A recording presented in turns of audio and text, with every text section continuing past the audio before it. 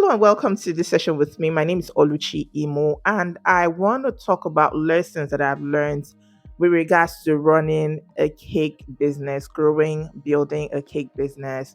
Now, if you're a baker, this definitely is for you. And if you're not a baker, it applies to whatever business you're running as an entrepreneur. The first thing is this: give it time. I know that we are in a microwave generation and things are in a way that you just can get things at the snap of a finger, right? But with regards to your cake business, you want to give it time.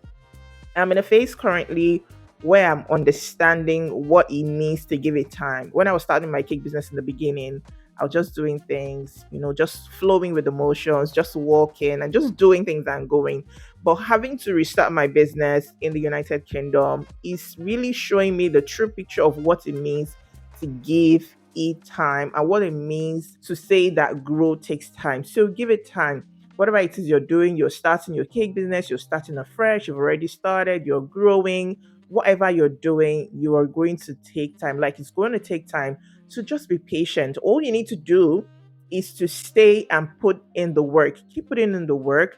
Don't get tired. But the thing is to be wise in putting in the work. I know that it's cliche. You hear it all the time. Put in the work, put in the work, keep working, keep doing this, keep moving. But if you're not doing the right thing, you might be putting in the work, but it's not the right thing you're doing and it's not effective.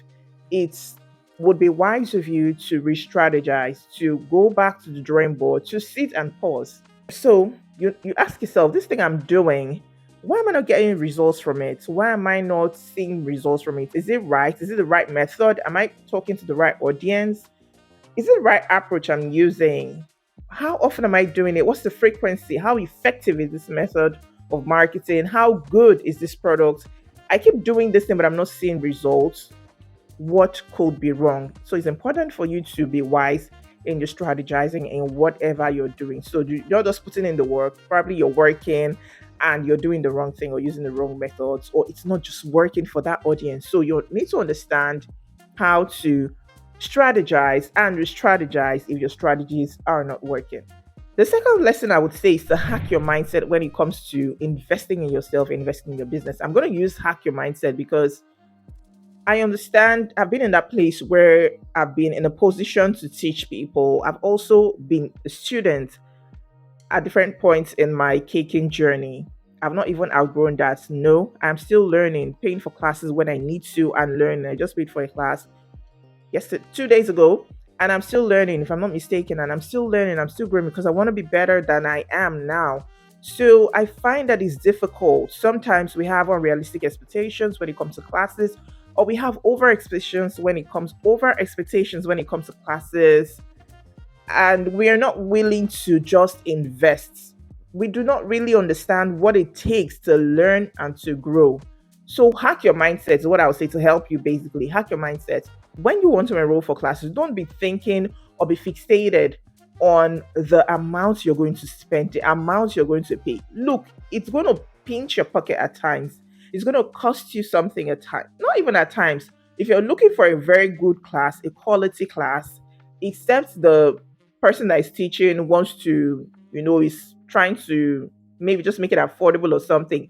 A really good cake class, whether baking, decorating, will cost you something that would tickle or pinch or or shake your pockets or shake your pockets. So you need to be ready and understand it. So hack your mindset. What do I mean by hacking your mindset? Understand that the investment you're making is for a lifetime. It's of eternal value. Like you're going to have this knowledge for years and years and years to come, and you will keep using this knowledge. You'll keep repurposing this knowledge and use it to the advantage of yourself and your business. So it would shake you, like I said, you might think it's too much, but it's something that you would use over and over and over again. Secondly, the hack is this. The hacking your mindset part is this: if you invest, whatever you invest, by the time you begin to apply that knowledge you've learned in that class, you would make the money back and you will make it over and over and over again. The third hack is this: break down the money or the amount into smaller bits.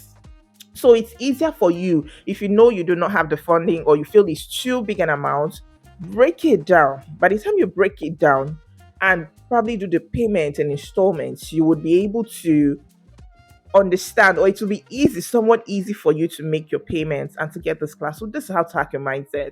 I just felt that I should break this down. The second part is very important. Forget the money for now. I know it's not easy to forget it, like seriously.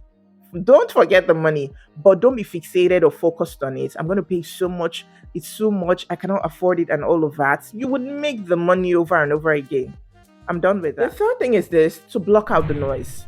The lesson I've learned is to block out the noise. Now, I wouldn't say anyone is coming out intentionally to distract you, but there are so many people doing their thing, showing up daily, posting cake pictures, their trips, international classes, exhibitions, master classes, things they've done, meetings, hangouts, baking in their bakery, their big kitchens, their small kitchens, whatever it is.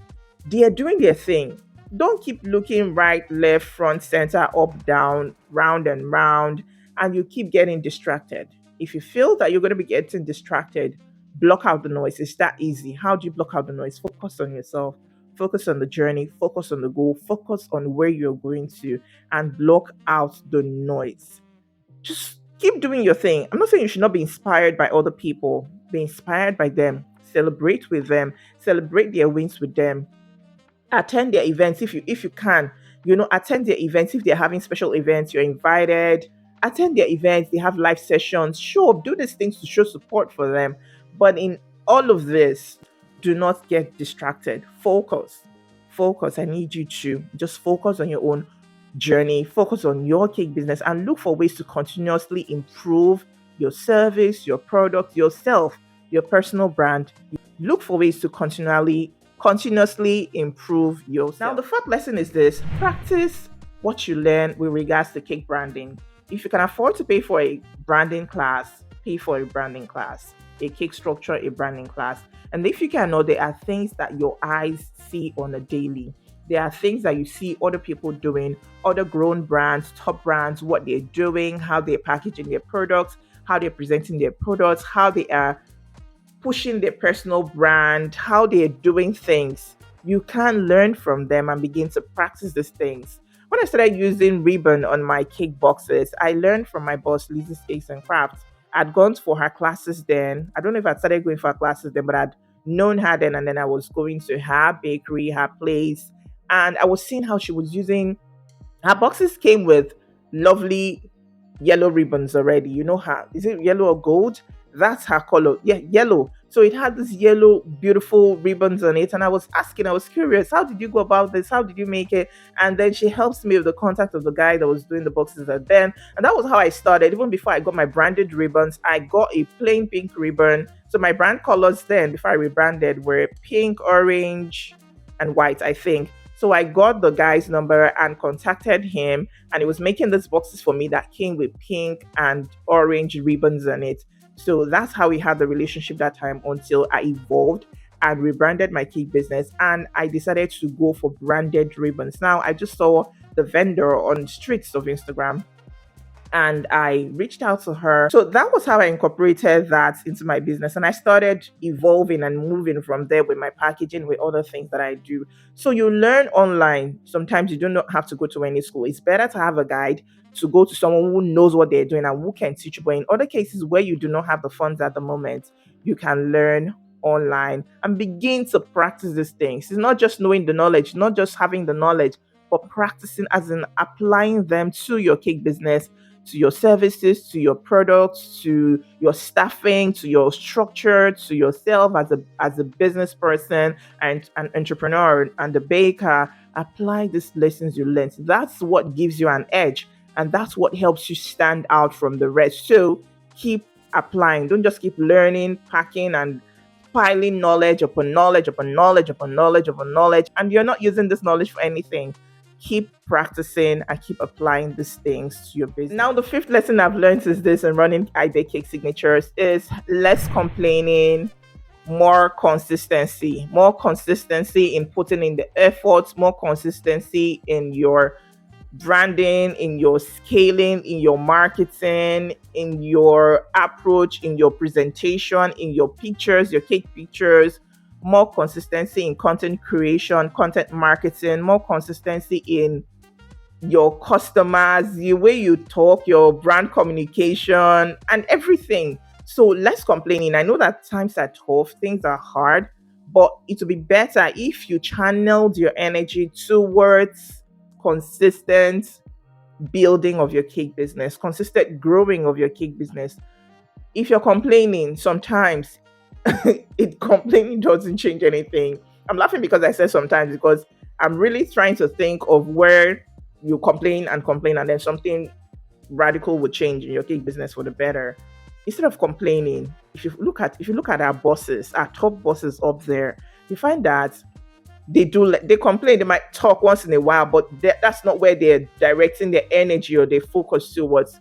So less complaints, more consistency. And I hope that these 5 lessons will help whatever platform you're watching this video on, because I do not even know the style, to be honest. I don't know if it's a YouTube video or it's an Instagram Reels or I don't know what it is, but I'm going to upload this video for bakers to learn about the things that I have learned with regards to running a bake cake signatures, my cake business from Nigeria and here in the United Kingdom. Of course, there are lots and lots of lessons, but I just thought to share this 5 with you, and I hope that it helps you in a way. If you're watching this on YouTube, don't forget to like and subscribe and drop a comment. If you have questions, you can drop it. If you're watching this on Instagram, don't forget to hit the like button. If you're watching this on TikTok, don't forget to like. If you're watching this on Threads, don't forget to like. If it's on Twitter, wherever you see this video, please show your support by liking and by following and supporting this brand. Thank you so very much. Until I see you in my next video, stay happy, stay safe, and stay blessed.